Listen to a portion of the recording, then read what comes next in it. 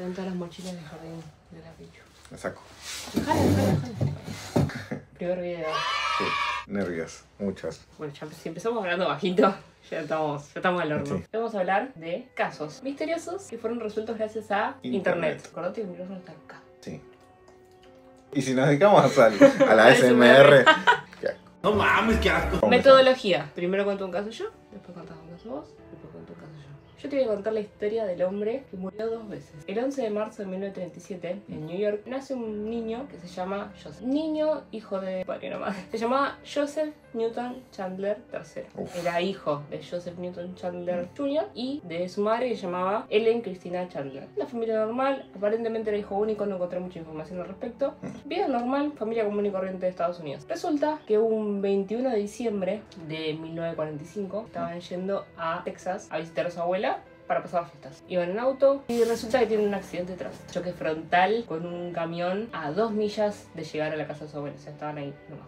Esos son los 3. Las 2 personas que iban en el camión, ilesas, no les pasó nada. Bueno, resulta, lo cubren los diarios, pasa como una noticia muy trágica porque encima estaba cerca de la fiesta, quedó ahí. Nos trasladamos 57 años después, al 2002, en un complejo de departamentos de Cleveland, en Estados Unidos. El conserje empieza a sentir olor. Los vecinos empiezan a quejar, hay un olor raro, complejo de departamentos, no saben de dónde viene. Entonces el conserje dice, bueno, voy a investigar. Se pone a investigar y encuentra el departamento donde salió el olor. Resulta que Joseph Newton Chandler III había abierto todas las ventanas de su departamento, todas las puertas y ventanas, había apagado el aire acondicionado, se había metido al baño, había marcado en el calendario una fecha, se había puesto una pistola y se había pegado un tiro en el paladar, obviamente. Pero si él no había estado en el accidente. Exacto. ¿Cómo puede ser que estuviera muerto ahora en su baño si se había muerto cuando tenía 8 años en un accidente de tránsito con su familia? Cuando llega la policía, obviamente porque el conserje reporta a esta persona que había encontrado en este departamento, que encima la encontraron mucho tiempo después, así que ya estaba el cuerpo podrido. Llega la policía, empieza a querer investigar, no le pueden sacar las huellas dactilares de hace tanto que estaba ahí, que nadie sabía hace cuánto estaba, pero parece que hacía mucho. No encuentran las huellas dactilares. Los compañeros de trabajo, porque era un ingeniero eléctrico que trabajaba en una fábrica química, resulta que los compañeros lo describían como una persona medio rara. Era solitario, no hablaba mucho y era una persona rara. Como uno. Sí, era yo. Resulta que, bueno, le quieren tomar las huellas dactilares y no pueden, y empiezan a buscar a ver si tienen algún dato. Aparentemente no tenían familiares, o la gente que lo conocía no conocía que tuviera familiares. Encuentran una tarjeta de seguro social y ahí dan con el nombre. Y dan con su cuenta bancaria que tenía $82.000. Entonces dicen, qué raro, el nombre se pegó un tío, tiene una cuenta bancaria con bastante plata. Esa plata por ley se tiene que repartir a sus herederos, pero no las encuentran porque aparentemente un hombre sin familia. Sí. Y cuando empiezan a investigar más sobre su nombre, dan con la noticia del caso de que él había fallecido cuando tenía 8 años, hacía 57 años en un accidente de tránsito. Sí. Entonces dicen, ¿cómo puede ser? ¿Cómo puede ser que esta persona se ha fallecido 2 veces? Resulta que como no pudieron tomar las huellas y esta persona aparentemente ya había fallecido en otra ocasión, policías se ve que como en un laberinto sin salida, entonces deciden incinerar el cuerpo. Y medio que había quedado todo ahí. Pero ¿por qué le incinerarían? Que nadie lo resuelva. Si no lo resuelvo yo, que no lo resuelva nadie. Resulta que queda como todo medio ahí. En 2018, alguien reabre el caso y se ponen a investigar y resulta que en los 2000, o sea, 2 años antes de que se suicidara, le habían hecho una cirugía, entonces por alguna razón que no tengo idea por qué, el hospital había guardado restos de tejidos en el 2000. Entonces estas personas, los investigadores, deciden hacer la prueba de ADN y subirlas con estas muestras de ADN con ayuda del proyecto ADN Doe, que es una organización sin fines de lucro de Estados Unidos que se encarga como de identificar personas, no solo para el ámbito judicial, sino también para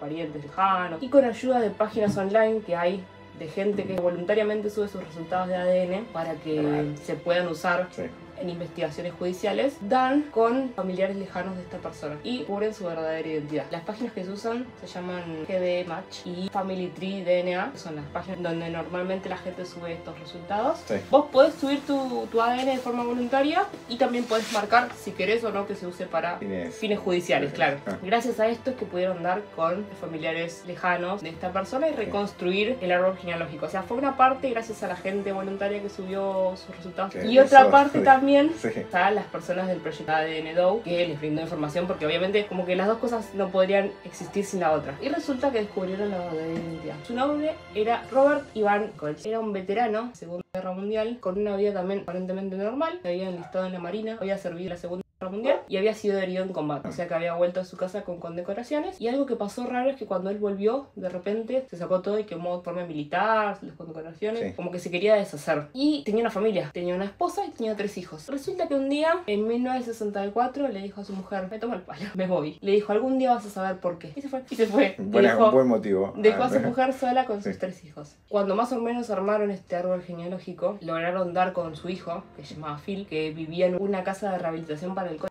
Y lo fueron a visitar, le mostraron la foto y al toque lo reconoció y le dijo: sí, es mi papá. Nos habíamos quedado con la duda de qué había pasado. Dice que lo último que recuerda del contacto que tuvo con él fue una vez que les mandó una carta con 1 centavo.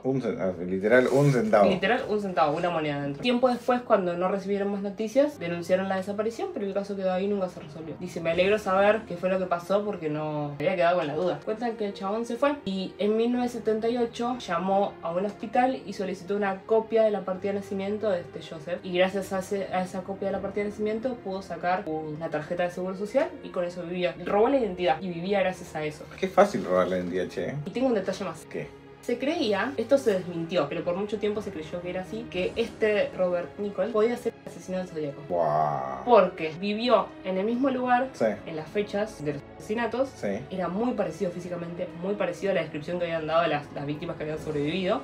Y cuando robó esta identidad, fue en el mismo momento donde fue enviada la primera carta del asesino del Zodíaco. Fue exactamente ese mismo año. Sí. Y también antes de irse les dijo: ya van a saber por qué. Como Claro, suponiendo como algo. quedaba, como nunca se supo por qué se Esperando fue. que lo descubran, capaz. Claro, nunca se supo por qué se fue. Logró descubrir su identidad, pero nunca se descubrió el trasfondo de por qué desapareció. Entonces como que ahí quedaba la duda de capaz estaba escapando de algo. Algo que comentaban también sus compañeros de trabajo era que siempre, en todo momento, lo veías con una maleta como lista para irse. Entonces como que parecía que siempre estaba como queriendo escapar de algo. Pero como él era tan raro y tan solitario, nunca nadie logró descifrar el porqué. Ese es como- Y así es como concluye el caso. Bien, Se muy resolvió una interesante. parte, otra quedó con dudas, pero bueno, eso En ya general, depende de... Tengo muchas dudas, muchísimas dudas. Ya depende de la curiosidad de cada uno, ¿no? Ahora me toca a mí contarte mi historia. Mi caso se llama Head in a Bucket. O sea, la cabeza no vale. Mi historia trata de Greg May, un tipo de 46 años, ya divorciado, con 2 hijos, que vivía en Iowa. Se separa de su mujer y decide irse a vivir con un amigo, Doug De Bruin. Tranquilo. ASMR. Resulta que en enero de 2021 los hijos dejan de tener noticias de Greg y dicen: ¿qué pasó? ¿Dónde está? ¿Dónde está papá? A lo que van a buscarlo. Se van hasta California, donde se había mudado con el amigo. Van, hablan con Doug, le preguntan: che, ¿dónde está papá? Y dicen: no, sabes que tuvimos una pelea, él se fue y se llevó sus cosas y no volvió a aparecer. Y los muchachos... Rari. Es rarísimo, sí, es rarísimo. Ya empezaba raro. Sí. Los chicos, al no saber qué iba a pasar con el padre, porque era alguien que se comunicaba, que estaba presente, deciden ir a la policía y declararlo como desaparecido. La desaparición pasó en enero. En abril de ese mismo año encuentran el auto de él en Aurora, Illinois. Muy lejos de donde estaban. No tengo idea porque no conozco el mapa de Estados Unidos, pero todos los nombres que conozco son por películas. Después, ¿dónde está cada uno? Solo Dios sabe. Resulta que encuentran el auto y todos sus objetos de valor estaban dentro. O sea que la pelea pudo haber sido verdad, Ah. pero algo le pasó después. Algo pasó. Encontraron el auto vacío, sin nada, o sea, con todas las cosas de él, pero ninguna pista de Greg. Ese mismo abril, en... Perdón. Ay, no me retó, ¿viste? Ella me reta cuando yo estornudo. Me reta cuando yo estornudo y no me reta. Después está la cámara. La ni, ni la ni, ni la ni, ni la ni, ni la ni, ni la ni, ni la ni, ni la ni. Aprovecho el espacio comercial para pedirles que se suscriban a nuestro canal. Este literalmente es nuestro primer video. Pensamos la idea hace unos días, hicimos el guión anoche y lo estamos grabando porque teníamos como esa emoción inicial y dijimos: lo tenemos que hacer ahora que estamos emocionados, porque si no, lo vamos a seguir postergando y no lo vamos a hacer nunca más. Queremos aprovechar el canal como para hablar no solo de casos así como de true crime, sino también de hablar de cosas. Como cuando tienes una charla con un amigo, ese es el enfoque que le queremos dar al canal. Charlando con 2 amigos. Nosotros amigos no somos. Y que los amigos serían ellos. Nosotros Claro, somos- bueno, nosotros somos sus amigos. Te preparas un cafecito, te preparas un mate o lo que sea, la infusión que tomes y miras el video con nosotros mientras charlamos de algo interesante. Estoy para un Mate. Bueno, ¿dónde me he quedado? Ahí el investigador se empieza a preguntar ¿qué pasó? ¿Por qué están todas las cosas pero no está Greg? Resulta que ese mismo mes, a 600 kilómetros de donde encontraron el auto, un tipo que estaba trabajando encuentra un balde con cemento seco, pero podía ver que había algo dentro, un hueso. Decide partirlo y descubren que es un cráneo humano. ¿Qué carajo hace un cráneo humano dentro de un balde con cemento? Bueno, resulta que se lo lleva hasta la oficina, le dice a uno que es especialista en recrear rostros a partir de restos óseos. Ay, me asusté, pensé. La La Pichu, boludo, me Los asusté. espíritus. Los otros gatos. Y vamos a ir cambiando de gato. Hoy es Nina, después veremos. Y lo publican en la base de datos de desaparecidos. Y ahí queda como para que toda la gente lo pueda ver el rostro y alguien lo... Claro, que identifique. Alguien lo identifique. Bueno, resulta que al mismo tiempo una ciudadana descubre la foto y recuerda haber visto historia en la tele. Y ella descubre gracias a una página web que era Dot Network, que es donde publican toda esta información de gente desaparecida, casos sin resolver. Se pone en contacto con el detective, lo busca, lo jode para que le preste atención, porque la mina no era detective, era una tipa random. Una ciudadana que le gustaba el true crime, sí. Le hace llegar toda esta información de que el rostro, el dibujo coincide con esta persona que desapareció en California hace tanto tiempo. El detective le hace caso, revisa y tiene razón, que el tipo desaparecido, el cráneo hallado, pertenecía a Greg, y lo vuelven a investigar a Doug, que era el principal sospechoso, Claro, fue la última último. persona que lo vio. Claro, el último. Parece que Greg tenía una novia que lo delató. Contó que se había tenido una pelea con Greg por una cuestión de convivencia y que sin querer... Sin quererlo mató. Sí. Cosa que pasa. Él no tuvo mejor idea que cortarlo en pedacitos y tirarlo por todo Estados Unidos. Todo esto metido en cemento, como hallaron el cráneo. O sea que iba a haber más baldes con partes humanas. Había más cosas, más objetos, no solamente baldes, con partes del cuerpo. La familia se pone en marcha a construir el cadáver, a buscar las partes. Estas partes fueron encontradas por la policía, algunas fueron encontradas incluso en bosques de otras regiones totalmente alejadas de Estados Unidos. El hijo encuentra el torso. O sea que se tomó un re laburo. Un re laburo, sí, dispersó No es más fácil. todas las partes cual esferas del dragón por Estados Unidos. ¿No era más ni menos trabajoso ir al psicólogo? Sí. No, En Estados Unidos la las cosas tiro. se hacen distintas. Porque no sos de allá. A Doug va a la cárcel, a la novia que le reduce la condena por haber aportado información, pero también era parte porque sabía lo que había pasado con Greg. Esa es la historia de Head in a Bucket. turbio. Muy turbio. Pero muy interesante todo el laburo que se... Yo te quería saber, amigo. Sí, no, es un complejo de protagonista. El canal tiene mi nombre.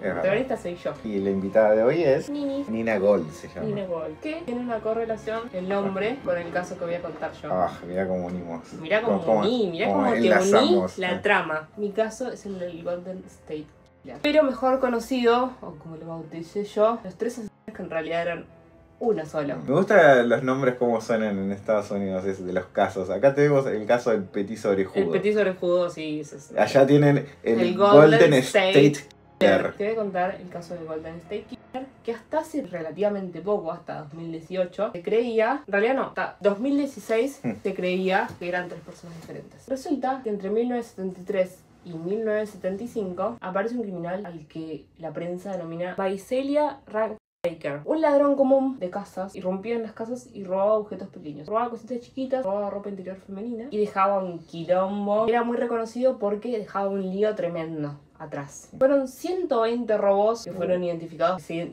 relacionaron con esta persona. Pero un día algo salió mal. Es lo que determinan como el punto de quiebre de esta persona. Porque una noche, en realidad una madrugada, entra a una casa y descubre a la hija de Claude Snelling. Claude Snelling era un profesor que vivía en la casa con su mujer y su hija. Sí. Descubre a la hija y no tiene mejor idea que llevársela. El tema es que Claude se despierta en el medio de la noche por los gritos de su hija. Sí. Y cuando baja se da cuenta de que hay una persona desconocida y está tratando de sacar al exterior. Obviamente Claude hace lo que haría cualquier padre. Se la que quería es... llevar así a rastras. Claro, se la estaba arrastrando para llevársela. Claude hace lo que haría cualquier padre, que es intentar detenerlo. Y esta persona le dispara. Y lo mata. La hija por suerte logra escapar, pero Claude muere producto de este disparo. Entonces dicen que es el punto de quiebre porque pasó de ser un ladrón de objetos pequeños que capaz no muchos se darían cuenta a ser un asesino. Porque mató a una persona y escapó. Entonces esto ocurrió entre 1973 y 1975. Esta sería como la primera fase. Entre 1976 y 1979, en Sacramento y alrededores, empieza a haber casos de violación. Las parejas, porque le pasaba a parejas jóvenes, narraban que una persona vestida de esquiador con máscara de esquí irrumpía las casas, ataba a los hombres y violaba a las mujeres en habitaciones contiguas. Y también se conoce que estas personas, sus víctimas, no era gente al azar. no era que entraba a una casa, alguien y se iba. Tenía- Sino que era muy premeditado Sí. y las perseguía un tiempo antes, las investigaba como para conocer sus movimientos, para conocer quiénes eran. O sea que fue un caso que ya fue un poco más resonado porque era impactante el nivel de premeditación que había. Se llegaron a reconocer más de 50 casos, 50 denuncias de parejas que habían vivido esta situación. Se le conocía como East Area Rapist. Se le conocía como un nombre yankee que no se pronuncia. ¿Y en español cómo sería? Como el violador del área este. No es rapist, es rapist. Rapist. Bueno, sí. Y llegamos a la última faceta. Acordate que estas dos primeras facetas la gente las identificamos como personas diferentes. Uno era un ladrón de objetos pequeños que tuvo un quiebre y empezó a ser un asesino. Y el otro era un violador. Y después, entre 1979 y 1986, se conocen 3 asesinatos bajo el nombre del Original Night Stalker. O rebautizado después el Golden State. Se lo conoce como Golden State Killer porque se dio en California, que California se conoce como Golden State. Y aparte, este nombre se lo dio una mujer que se llamaba Michelle McNamara, que es una persona como que medio se obsesionó con el caso. El caso obviamente era de público conocimiento. Cuando se dio a conocer que estas 3 facetas podían pertenecer al mismo criminal, Michelle empezó a investigar más de la información que brindaba la policía. Información que era de público conocimiento. Empezó a investigar, empezó a unir información y a darla a conocer, como para viralizar más el caso. Lo chistoso fue que Michelle, chistoso no, en realidad lo raro, fue que Michelle en 2016 fallece y en 2018 es cuando se conoce la verdadera identidad del asesino. Y todo gracias a ella, que siguió insistiendo y le siguió dando viralidad al caso. Le dio relevancia. Y le dio relevancia, claro, porque la gente como que revivió. Obviamente cuando sucedieron estos casos fueron relevantes, pero gracias a ella que había traído de vuelta la información a la luz, fue que se pudo resolver el caso, porque la gente le volvió a dar importancia. Cuando ella fallece, su esposo, que era es un comediante conocido de Estados Unidos que se llama Patton Oswalt, se encargó de terminar su libro porque la investigación quedó inconclusa, porque ella fallece de un momento a otro.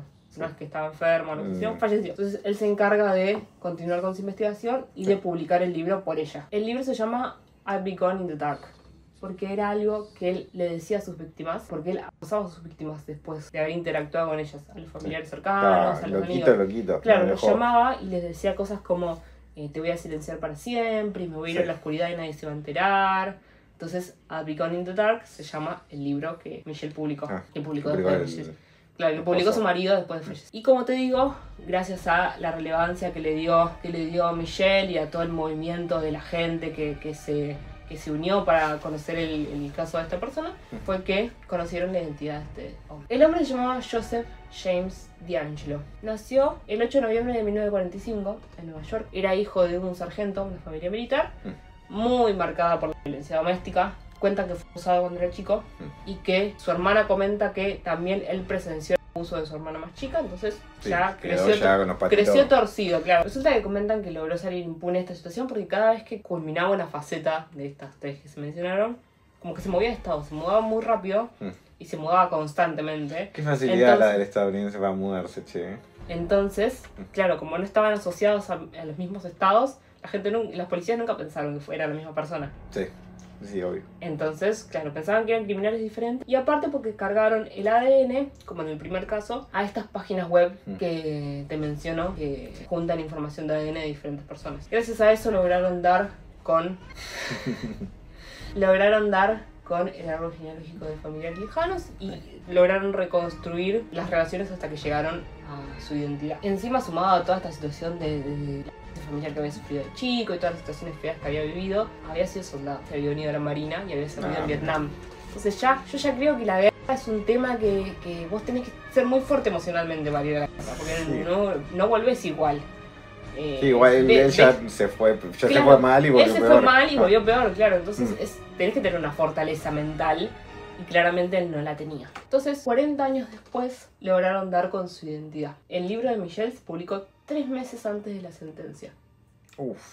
Se la perdió. De casualidad, sí se la perdió, pero fue gracias a ella que pudieron resolverlo y gracias a la gente que brinda su ADN en estas páginas web, que pudieron reconocer, que pudieron formar el árbol genealógico. ¿Y durante todo ese tiempo siguió haciendo lo mismo o desapareció? Después de la última faceta, aparentemente no habría cometido más crímenes. Vivió su vida normal, la gente de su barrio estaba... Aparentemente. La gente de su barrio estaba muy sorprendida porque decían que era una persona súper cordial, Típico. súper amable, Típico. no se lo esperaban de él cuando lo atraparon. Sí. Fueron a su casa, lo descubrieron en el garage de su casa, porque una vez que dieron con la identidad, tenían que corroborarla. Entonces la policía lo estuvo espiando por varios días hasta que lograron dar con una porción de ADN que había dejado en la lata que había tirado. Mirá que... La analizaron y lograron completar el perfil y ahí, como coincidió el ADN, ya fueron a arrestarlo. Lo encontraron en el garage de su casa y dicen que el chabón cuando vio a la policía dijo que todo lo que había pasado estaba dentro de él y que no había logrado detenerlo. Lo liberaron, entre comillas, de lo de la pena de muerte, porque confesó sus crímenes, porque se hizo cargo de sus crímenes, pero igualmente le dieron cadena perpetua sin posibilidad de libertad condicional, así que quedó preso. Y bueno, ahí. Así que quedó sopre. No, sí vivo. ¿Qué vivo? Sí, quedó sopre. Y esto pasó en 2018. Tenés razón. Había quedado escondida por 40 años. Es una locura, una cantidad de Es tiempo. un montón de tiempo, terrible. la verdad que sí. Acá 40 años ya, pero se olvidan completamente. Y bueno, esos serían los casos que vamos a charlar el día de hoy. Como les comentaba, este es nuestro primer video. Sí. Lo pensamos, o sea, venimos con la idea de armar el canal hace mucho tiempo, pero el tema del video lo pensamos hace relativamente poco y queríamos hacerlo ya. Porque si no, si se te da esa emoción inicial, no lo haces nunca. Lo postergás para toda la vida. Sí, lo postergás. Y si capaz pensás, no sé, nos falta tal cosa, nos falta otra. Claro, hay que arrancar. Hay que arrancar. Había que arrancar. Yo creo que una vez que, ahora que arranquemos y que veamos el feedback, porque nosotros sabemos que tenemos un montón de cosas para mejorar, porque es esperable, es nuestro primer video, imagino que hay un montón de cosas para mejorar. Cuando veamos algún tipo de feedback mínimo, ya creo que eso nos va a dar el entusiasmo como para seguir adelante. Y para empezar a hacer otro tipo de videos. Así que si les interesa algún caso, si conocen algún caso que esté interesante, que no sea de los que es más conocidos, nos lo dejan en comentarios. Déjennos... No sé si acá, allá. Ya no sé dónde está. En nuestra época estaban abajo. Nosotros somos del old YouTube. En nuestra época estaban abajo, donde estén ahora. Déjenos un comentario del tema que les gustaría que hablemos. Y lo tendremos en cuenta para un siguiente video. Díganos en lo que se puede mejorar, que siempre hay algo para mejorar. No cometan crímenes. No cometan crímenes. Y si los cometen, pónganle un buen nombre. pásennos sus nombres, así lo investigamos nosotros. No sé cómo cerrar. Eso. Un poco de SMR gatito. Chao. Adiós. Bye.